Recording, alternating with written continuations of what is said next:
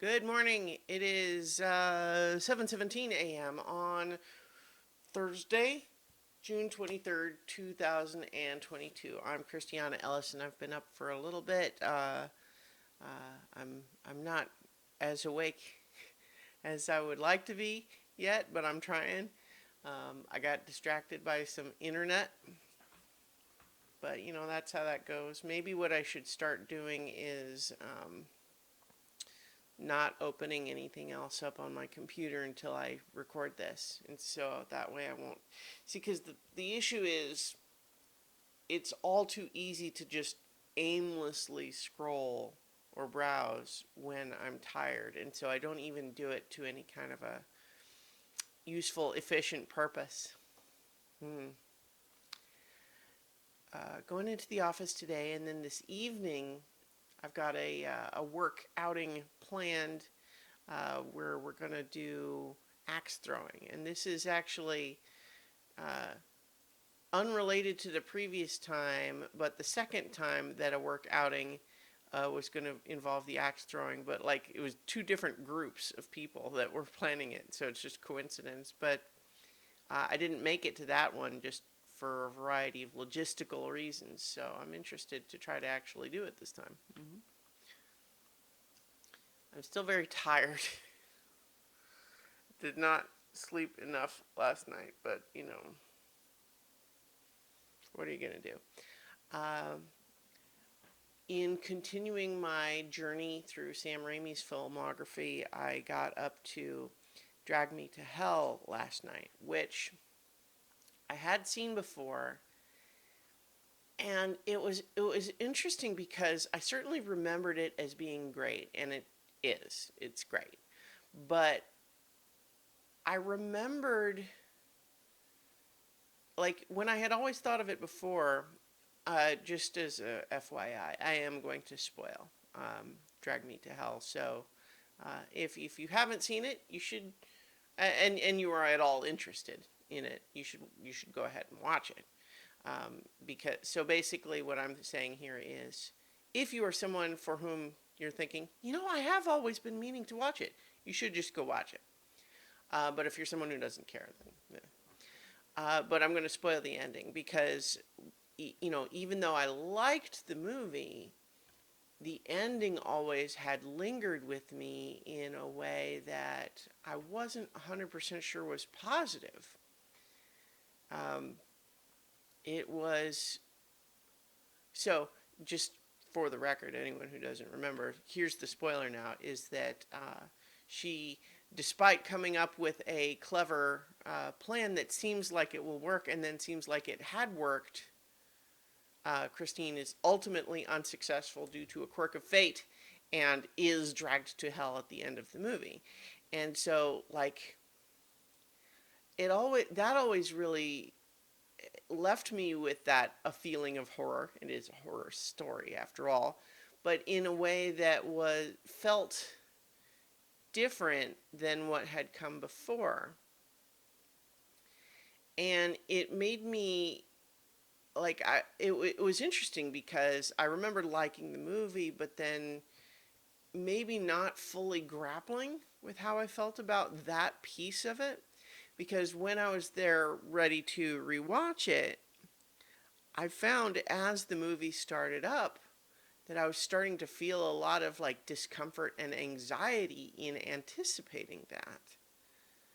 And I was just like, early on in the movie rewatching it, I was really starting to feel pretty uncomfortable about it. Like, I'm not sure I like this. What is happening here? Ultimately, as I rewatched, that feeling kind of dissipated and it came around again. But it left me kind of thinking about, I think maybe some of that discomfort comes from just this idea of like the trope of the final girl and the idea of,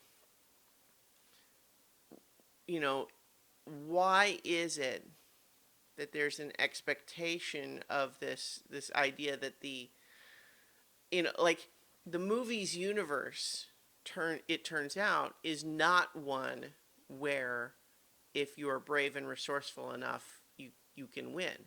It's one where there are horrific elements in the world that are more powerful than you. And if you are unfortunate enough to encounter them, you're just screwed.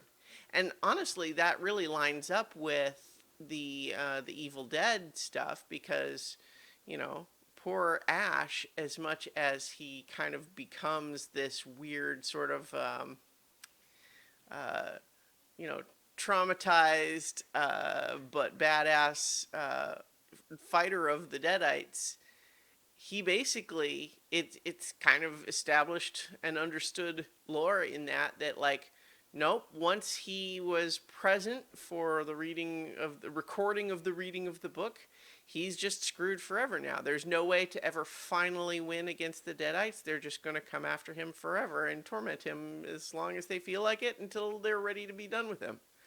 And there is no resolution to it. It's almost more of a cosmic horror ending than a typical monster movie or slasher film ending. And so I wondered if part of it was just like, did it feel different? Well, for one, I guess it's one thing to understand that, but it would be another thing entirely for one of the Evil Dead movies to end with Ash actually losing at the end, right? Like, that would feel different. So I don't know, I'm still kind of ambivalent about it, but at the same time, I guess it's just like, I don't know. I think, you know, it's just a question of what kind of horror it is, and I don't know, I'm still kind of processing it. It's a great movie, but I just like I'm left so unsettled by that ending, which is probably by design, and yet I don't know.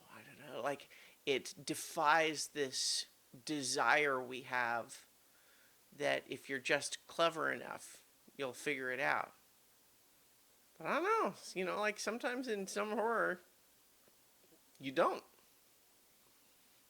In any case, I think you know, another part of it just feels like it feels unfair that this old lady is just sort of has the ability to call this sort of punishment down on somebody. Like, why